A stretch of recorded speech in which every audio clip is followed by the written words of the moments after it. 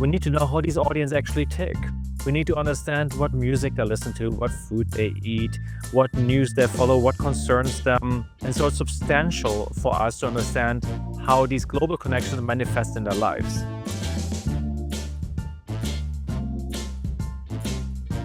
Let's talk about global literacy for cultural institutions.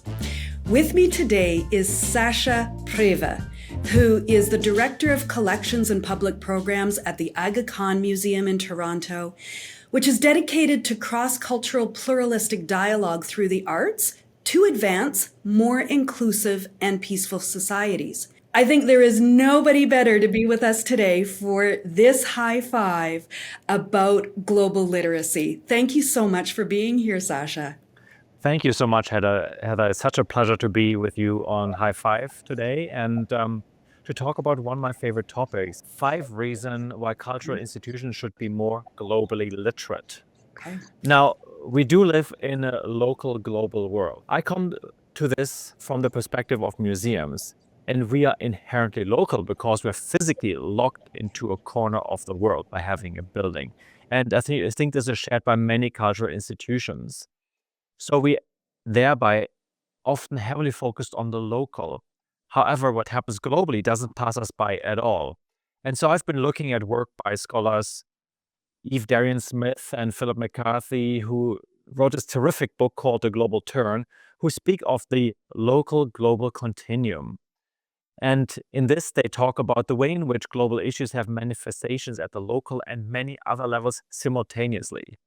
And this is a wonderful way to think about the way in which we become more globally literate as cultural institutions, but also how to think through the processes to get us there. And as a second item, global solutions can solve local problems. There are many specific challenges that we are facing as institutions that demand a broader perspective to tackle them.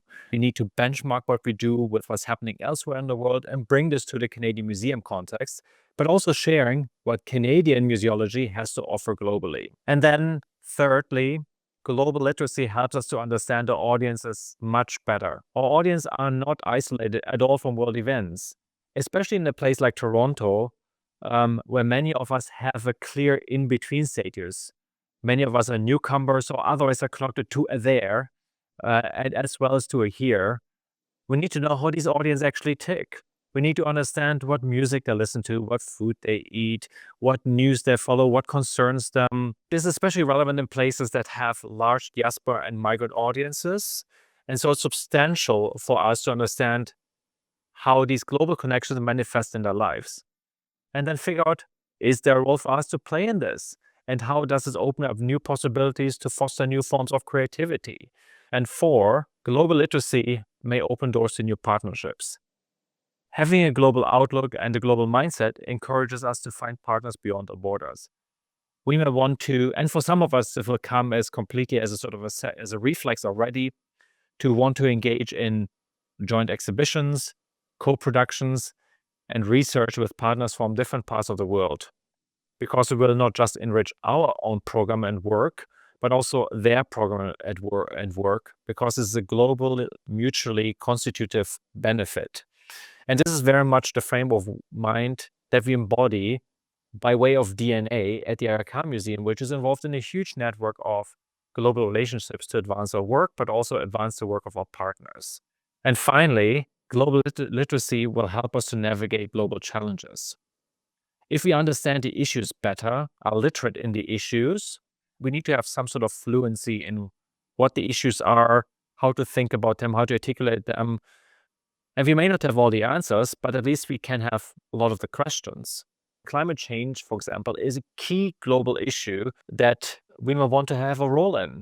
While it's not only incumbent on us as a sector to be involved, there are yet ways that we have a huge role to play in, for example, facilitating awareness, education around this topic, but also maybe push for action or to think differently. And here at the Aga Khan Museum, for example, we hosted a World Water Day event earlier this year, and this was organized in collaboration with York University's Global Water Academy, which is actually run by the United Nations Institute of Training and Research, UNITAR. And there we brought together Muslim and indigenous perspective on water, because both share a more unified understanding of the world.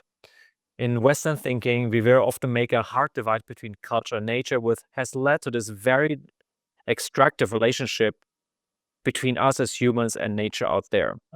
We can change the way we approach the world around us and think about non-human kin, think about the world in a unified perspective. I think this will benefit all of us, and I think we all need to think differently. Thank you, Sasha. Now, before we tie up, I think that you have this incredible exhibition going on right now at the Aga Khan Museum. Do you want to tell us a little bit about that? Yes, absolutely. Thank you, Heather.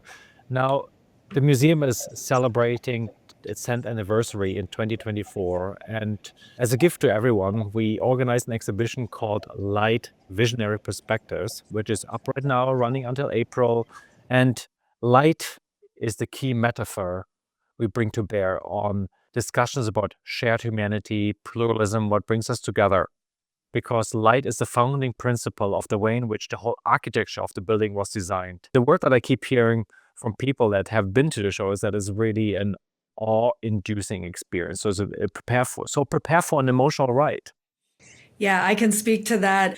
It's such a gorgeous show. So yes, I hope everybody comes to see it. And where would you like people to find you and your work online? People can find out about the exhibition on agakhanmuseum.org. There's more about me on culturaldiplomacyinitiative.com as well as on icomcanada.org. Fantastic. And I think some of us will also connect with you on LinkedIn as well. Absolutely. You can find me there all the time. Thank you so much, Sasha. Thank you very much for having me on, Heather. Reflecting on the insights that Sasha just shared about global awareness and literacy, I think some of the takeaways for us as arts leaders and creative entrepreneurs are thinking about our work globally and locally and the relationship between the two. We know that so many of our arts leaders and creative entrepreneurs often function in an international cultural relations role. And we're also working hyper-locally in our communities and with global international audiences. Being aware of these global perspectives within our organizations and within our communities is something that we can work with and think about going into our work in this new year. I'm Heather Kelly. Thank you for being here, and please join me again next week for another high five for arts leaders and creative entrepreneurs.